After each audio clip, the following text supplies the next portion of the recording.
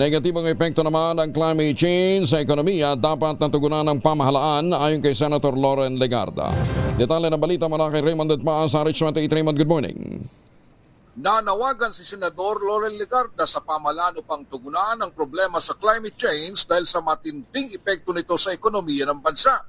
Ito ay sa pagtutulungan ng pamahalang national at mga local government units o LGUs. Ayon kay Legarda, nakababahalang report na may 43 milyong Pilipino ang sapilitang napaalis sa kanilang lugar dahil sa mga kalamidad simula 2014 hanggang 2023. Kasunod din ito ng projection na sa 2030 ay abot sa 466 billion pesos kada taon ang lugi ng Pilipinas dahil pa lang sa epekto ng matinding tag-init.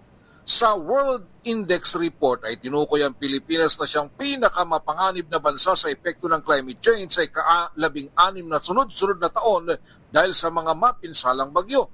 Kung hindi umano kumilos ang gobyerno laban sa climate change ay wawalisin nito ang 13% ng gross domestic product sa taong 2040. Dahil hirap sa pagbalangkas sa Local Climate Change Action Plan, nagdesisyon ng Climate Change Commission na pasimulan ng Act Local Program bilang kagamitan sa pagharap sa banta ng climate change na inilunsad sa Sibalom Antique.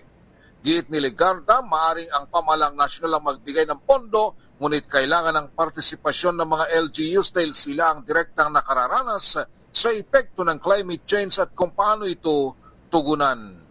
Ito si RH28 Raymond Atmas para sa DZRH, una sa Pilipinas, una sa Pilipino.